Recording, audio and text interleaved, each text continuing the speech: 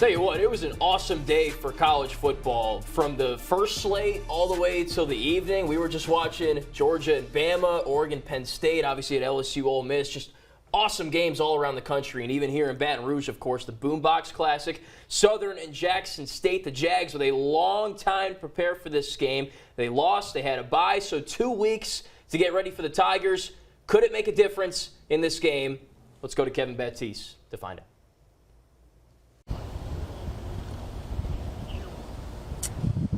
John, this new word.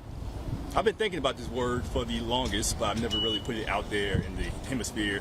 The new word is southerning.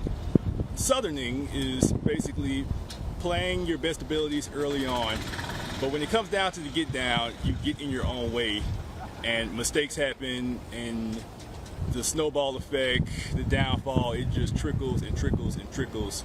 And this really looked like the Jackson State games in the previous matchups. I mean, we could just take the SWAC championship game from last year.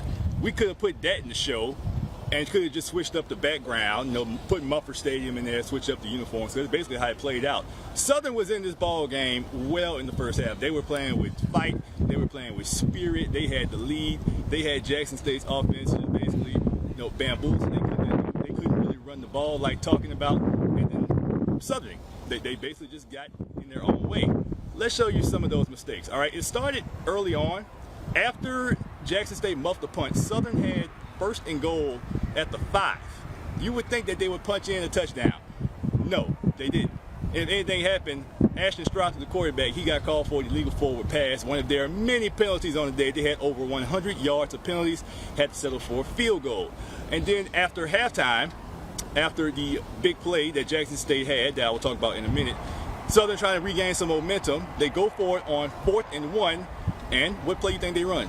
They run inside zone. And what made it even more amazing is they had trouble getting that play from whatever play it was from the sideline to the field. That was a common case tonight, inside zone, and Jackson State took off from there. But the biggest backbreaker was obviously right before halftime. They had the lead, chance to pad the lead. Strother throws the pick, and then Jackson State hits that Hail Mary right before halftime, and that's basically the story of the game. And Terrence Graves and Herman Brister, they talked about that afterwards. It's frustrating because right before the timeout, I told them, right at the timeout, I say, we got to protect the football. We got to protect the football. We're talking about that. And we turn the ball over, and then we go out, and we got them backed up, and then we run into the kicker. I felt like we had full control of it. We punched them in the mouth coming out of the game. We did it the whole first half. That last touchdown was on me. Take full accountability, get back to the drawing board and fix it. Was that cover 2 on that touchdown, or what was it? It was whatever coach drew up, and just know I blew it. That's all I can say.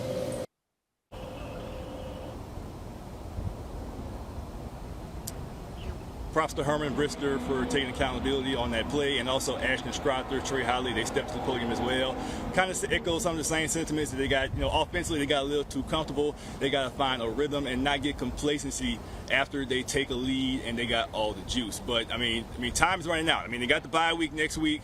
But after that, they got Bethune-Cookman. But, every game counts from here on out. And they've played SWAC teams, and this is another loss to a good SWAC team. They lost to Alabama State a few weeks ago, lost to Jackson State for the 7th straight time. So they can finagle their way through the West. But, if you get to the SWAC championship, it might be the same story. Southern just hasn't proved that they can be a good championship team.